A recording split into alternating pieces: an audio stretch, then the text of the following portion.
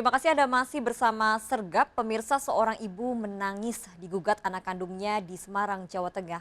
Sang anak meminta ibunya membayar uang sewa mobil sebesar 200 juta rupiah. Jika tak dibayar, rumahnya disita sebagai jaminan. Bukan hanya pada ibunya, anak juga menggugat ayahnya setelah kedua orang tuanya terus bertengkar karena perceraian.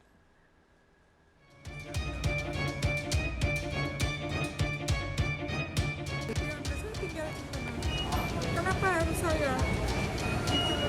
Otomatis bapaknya mendukung. Dewi Firdaus terus menangis karena Alfian, putra kandungnya, tega menggugat hingga pengadilan dan menuntut pembayaran uang sewa mobil 200 juta rupiah.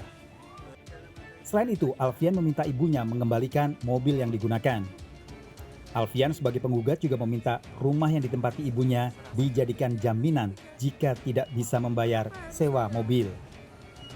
Dewi dan suaminya telah bercerai hampir 1,5 tahun, namun masih berebut harta gonogini hingga memicu gugatan sang anak.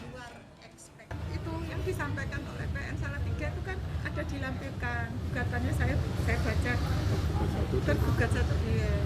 Dan itu ada di mediasi tergugat satu langsung mendukung penuh dan menyetujui gugatan anaknya. Kejadian berawal sekitar 8 tahun lalu. Dewi membeli mobil, kemudian diatasnamakan Alfian putranya karena Dewi telah memiliki mobil untuk menghindari pajak progresif. Setelah Dewi bercerai dengan suaminya, Alfian meminta mobil yang dibeli ibunya diberikan pada Alfian dan meminta membayar uang sewa sejak 8 tahun lalu. Alfian juga meminta jaminan rumah Dewi. Sejumlah pihak telah meminta Alfian menyelesaikan kasus sengketa dengan ibunya secara kekeluargaan, namun ditolak. Pekan depan, Dewi Firdaus akan menjalani persidangan gugatan putra kandungnya. Dari Semarang, Jawa Tengah, Wisnu Wardana, iNews melaporkan. Seorang warga Rusia membuang motornya ke laut di Karangasem, Bali. Aksi yang ternyata bagian dari pekerjaannya sebagai marketing perusahaan membuat pelaku dideportasi.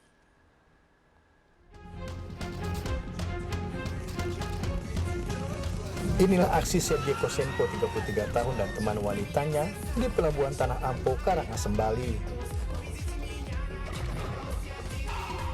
Menggunakan motor, keduanya melaju kencang hingga ke ujung dermaga dan membuang motornya ke laut. Aksi yang dibuat Desember tahun lalu menjadi viral dan mengundang pro kontra. Pihak imigrasi akhirnya mendeportasi sang influencer tersebut. Warga negara Rusia ini dikenakan tindakan administratif meski izin tinggalnya hingga 28 Januari mendatang. Berdasarkan pemeriksaan, pelaku telah melakukan kegiatan ilegal seperti menjadi duta perusahaan tertentu, mengundang investor untuk kepentingan bisnisnya, dan bekerja sebagai marketing untuk mempromosikan produk perusahaan tertentu. Terhadap Sergei Kosenko dikenakan tindakan administratif keimigrasian berupa pendeportasian dan penangkalan sebagaimana diatur dalam pasal 75 ayat 1 dan 2 Undang-Undang Nomor 6 Tahun 2011 tentang keimigrasian. Pada kasus ini, imigrasi belum menindak Alina Osunsinskaya, teman wanita Sergei Kosenko, karena masih mengumpulkan sejumlah bukti. Dari Badung, Bali, Bagus Alit melaporkan. Seorang ibu rumah tangga terlibat pencurian rumah kosong. Diduga hasil mencuri untuk menikmati narkoba. Pelaku berkomplot dan berperan menjual hasil curian.